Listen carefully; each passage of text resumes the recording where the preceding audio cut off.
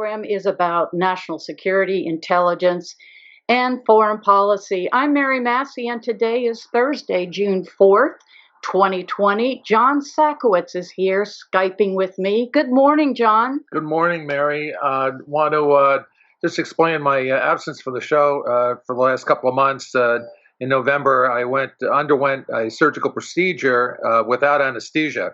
I had what was called a infusion IV, meaning that the IV did not go into my vein, but through my vein. And the surgeon proceeded with the operation, despite the fact that he knew I wasn't under anesthesia. It was crazy, and I'm just getting back from that trauma.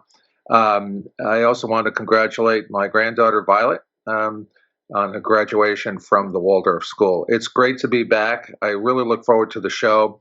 With all this going on in the country, with a resurgence of the civil rights movements, it seems a little perhaps beside the point to be focusing on an upcoming war with China, possible upcoming war with China. But we're going to cover that topic today, as well as something that hasn't been reported by the mainstream media all that much, and that has been new attacks on our privacy with new surveillance acts that have been going through the Senate right now, and especially in committee. So we look forward to a great show with two great guests with national reputations. Thank you. Yes, and as mentioned, John, today's program is coming live from KMUD Community Radio in southern Humboldt County, and we are bringing the program to you remotely due to COVID-19. We are still sheltering in place.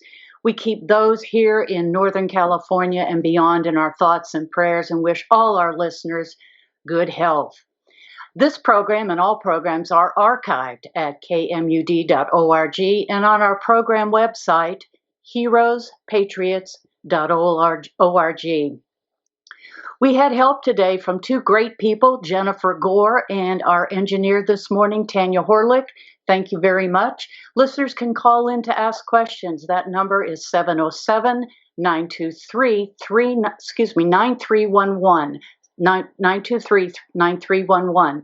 You can also email your questions at heroesandpatriots@gmail.com. Just keep them short so we can get on as many as possible.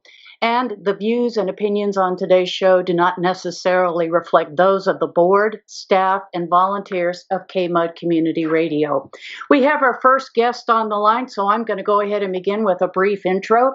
In 2013, when he was a CIA employee and subcontractor, Edward Snowden revealed numerous global surveillance programs, many run by the NSA and the Five Eyes Intelligence Alliance, with the cooperation of telecommunication companies and European governments. This prompted a cultural discussion about national security and individual privacy. Snowden's efforts revealed a mass surveillance of American citizens by our own government that had occurred since the 9/11 attacks on U.S. soil. The surveillance was part of Section 215 of the USA Patriot Act. In part, the Patriot Act was a response to the U.S. government's failure to thwart the attacks on 9/11. The FBI and NSA has used Section 215 on the USA Patriot Act to collect vast amounts of information about people in the United States without a warrant. In 2018, under only one of the two Section 215 provisions, the government collected over 400 million phone call records. That program, like its predecessors, was shuttered due to unlawful overproduction of records. The vast majority of these records relate to people who are not the targets of any investigation, suspected of any wrongdoing, and were not linked to any terrorist organization. Section 215 authorizes the government to surveil much more information, however, including all of our medical information, our purchase records, and any other, quote, tangible thing. The government discloses very few details about the uses of what it is collecting about each of us. And to today's show, last month, the Senate passed the U.S. Freedom Reauthorization Act, which would reauthorize 3 expired Foreign Intelligence Surveillance Act authorities, including Section 215 of the USA Patriot Act. The Senate did adopt the Lee-Leahy Amendment, which established a meaningful privacy protection for the public, religious groups, and the media. However, the Senate failed to adopt the Daines-Wieden Amendment, which would have made clear the government may not use Section 215 to surveil internet browsing and search histories without a warrant. The Senate also failed to adopt the Paul Amendment, which have prohibited the use of FISA, as well as surveillance conducted under the claimed Article 2 power against people in the United States or in proceedings against them. Today, we begin with a great new guest, Sean Vitka. Mr. Vitka is Senior Policy Counsel for Demand Progress. Sean, good morning and welcome to the program. Good morning, John and Mary. Thank you for having me. Wonderful.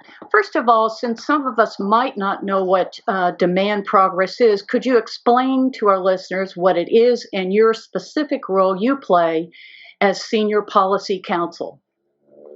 Thank you. Yeah, Demand Progress is a netroots group, basically a grassroots group that operates mostly online. We've got a focus on digital rights, and my personal work has been focused on national security surveillance reform for the last 7 years.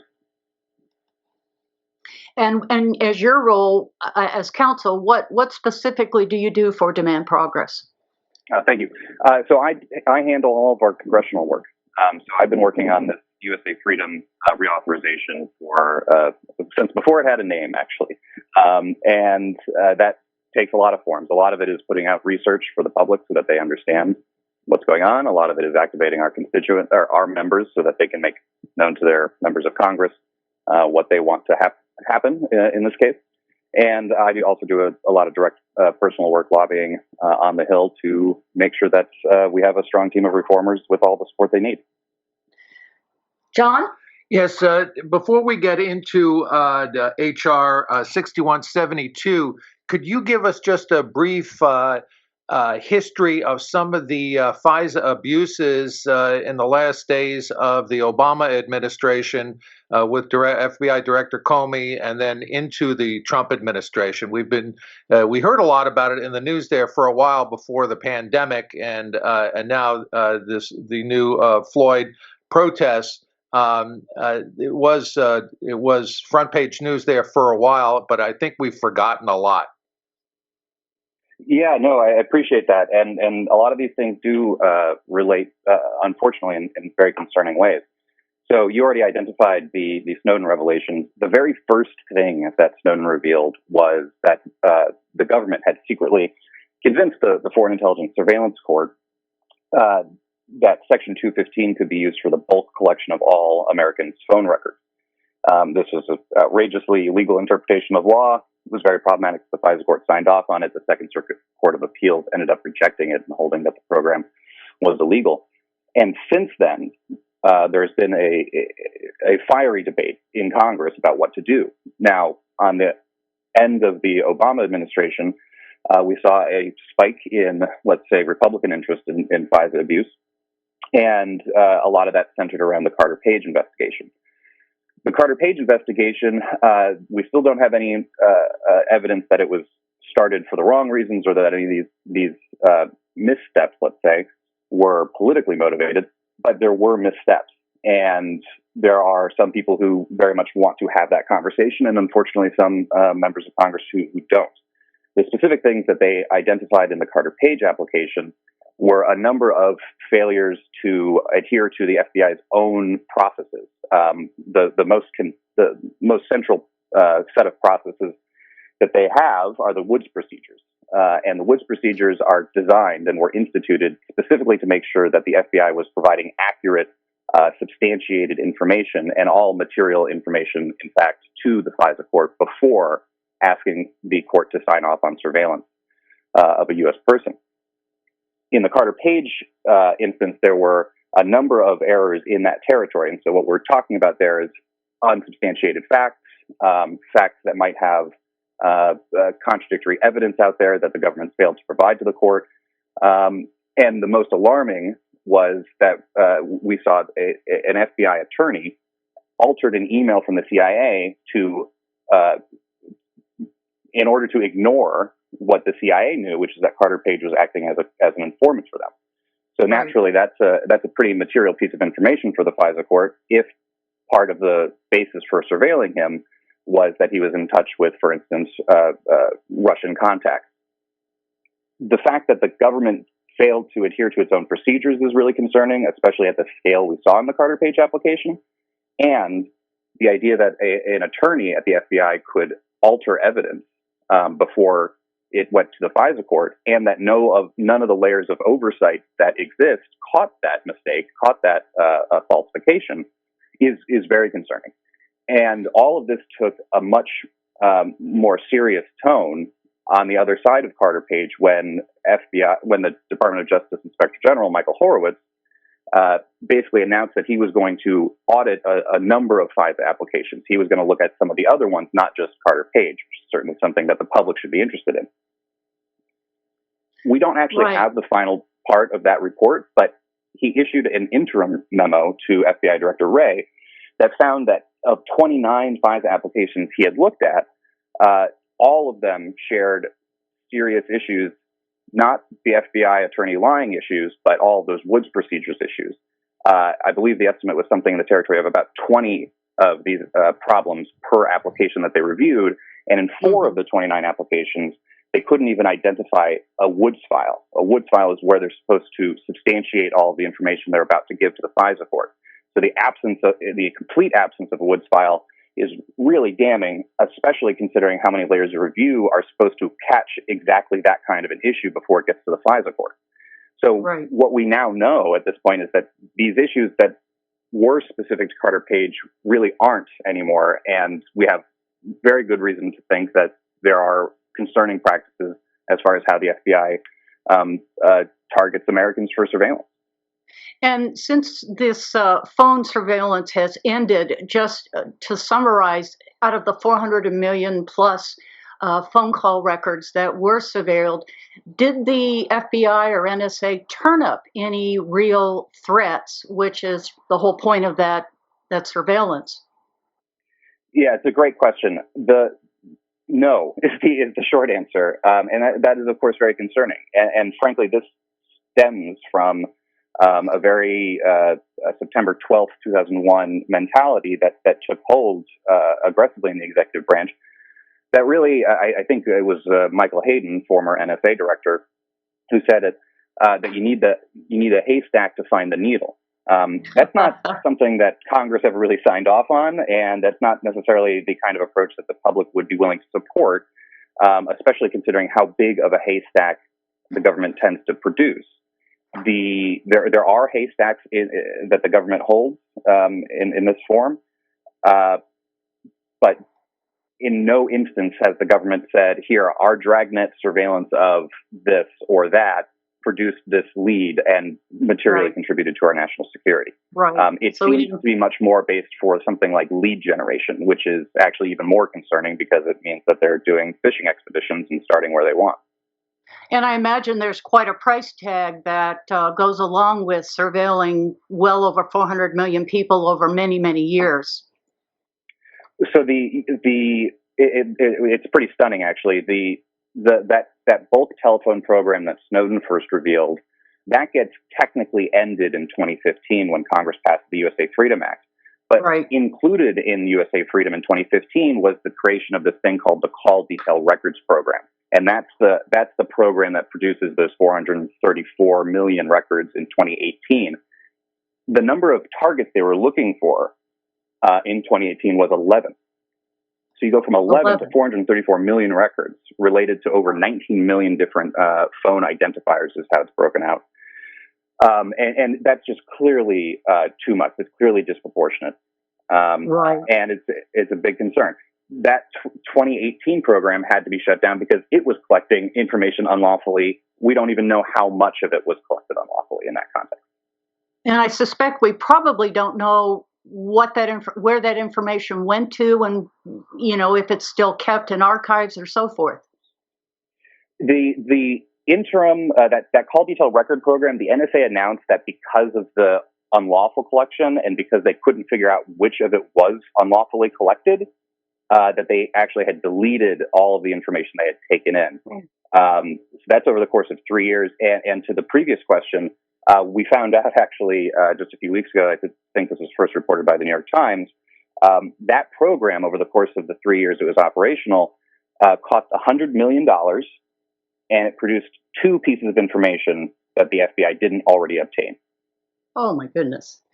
If you're just tuning in, this is Heroes and Patriots. We're speaking with Sean Vitka from Demand Progress. You may ask Sean some questions at 707-923-9311 or email them at heroesandpatriots@gmail.com. We'd love to hear from you. John?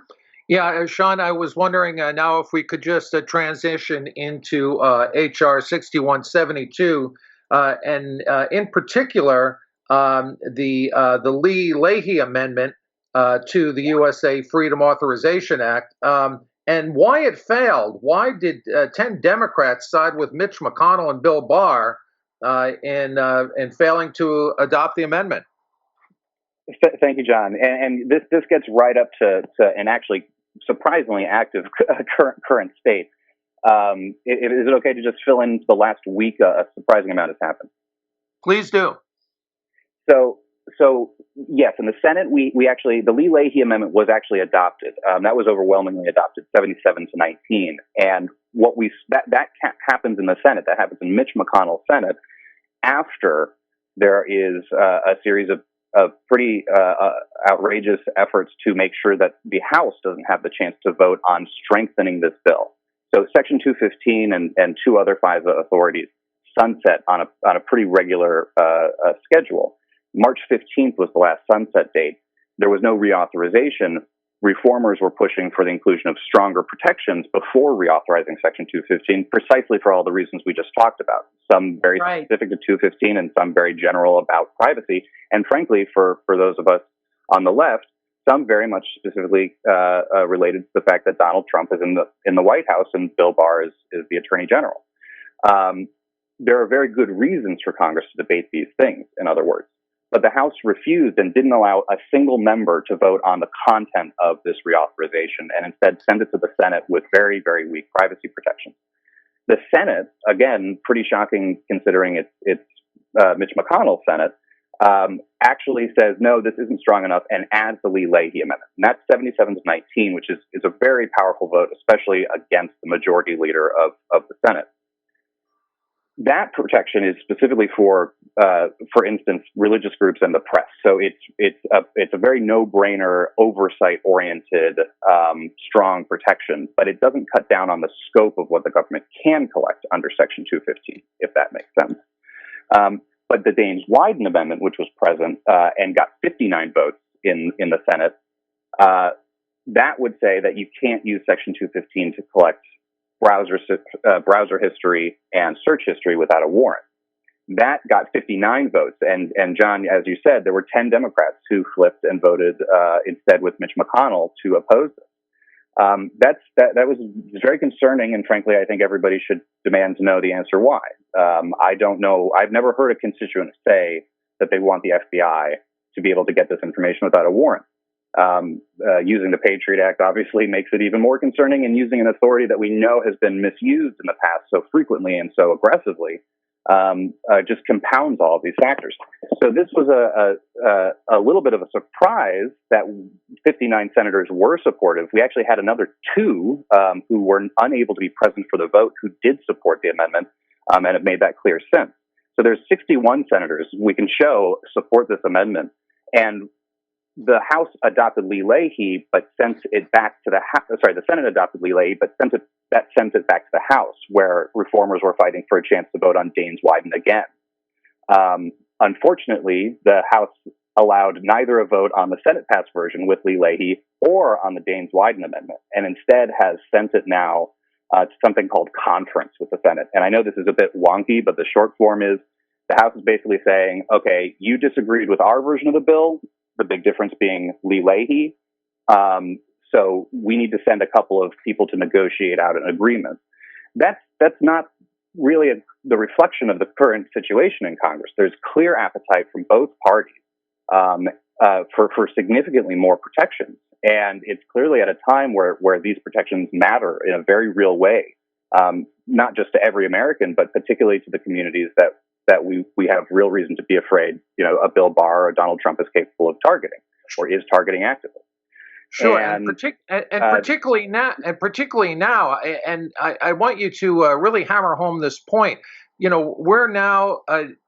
now have this attack on our civil liberties with FISA surveillance, but at a time of great civil unrest, and with the president who wants to militarize, activate the National Guard in all 50 states to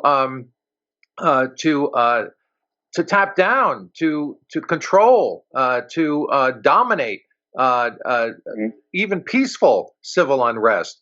So these attacks on our civil liberties, these invasions on our privacies, using our own smartphone technology against us, could not come at a worse time. Is that correct?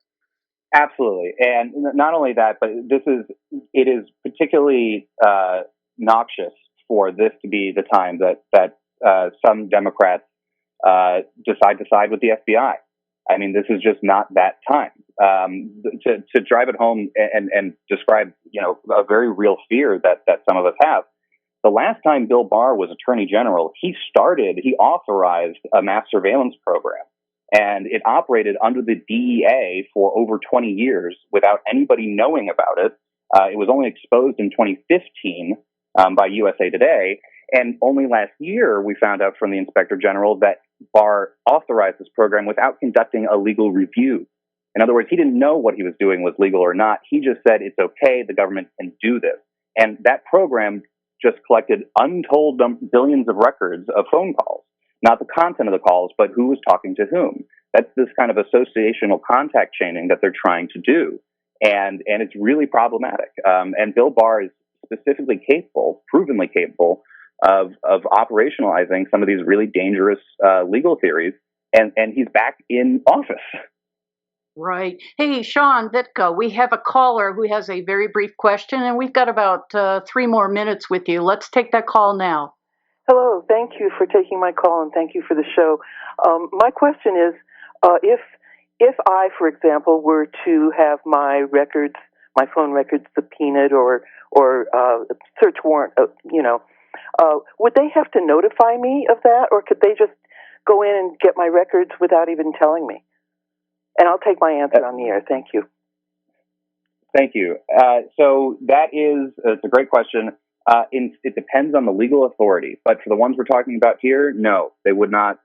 Nobody would have any notice. In fact, the companies that hold these records, they're the ones that get a Section 215 order and it says, give us all of these records. They're actually gagged by those orders as well. So they're actually legally obliged not to tell, not only you, but anybody about what it is. In fact, companies are still under pretty extraordinary limits about what they can say in terms of how much they've been ordered to produce under these authorities. It's really, it's very concerning. We have a question also that has been emailed, and it's regarding this whole issue regarding our elections and surveilling us with respect to the upcoming elections. Could you care to comment on that? Oh, I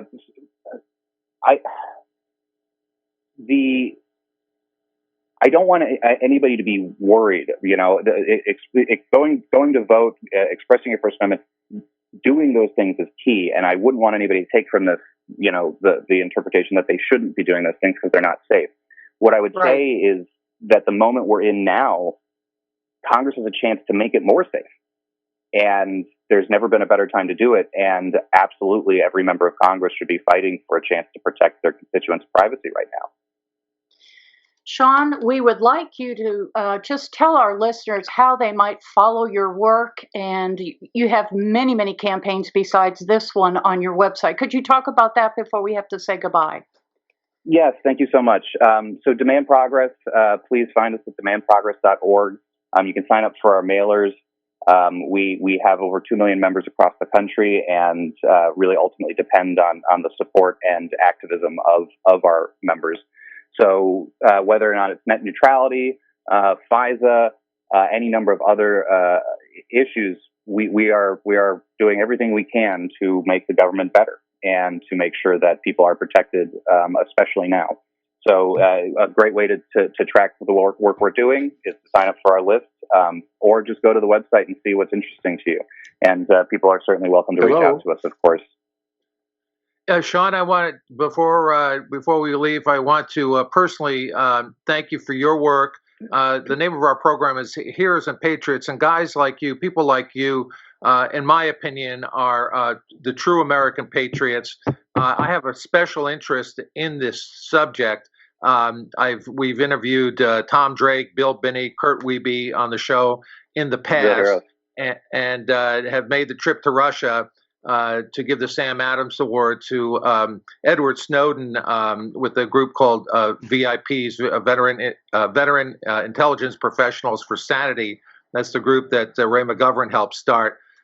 This is a passion of mine, following this legislation and maintaining or stopping further erosions of our civil liberties in this area, particularly as the technology of big data and data mining evolve to where it will be not much more than just a click of the mouse to follow any American anywhere and to surveil even the most personal details of his or her life. People like you are the ones that stand on this side of freedom. Thank you.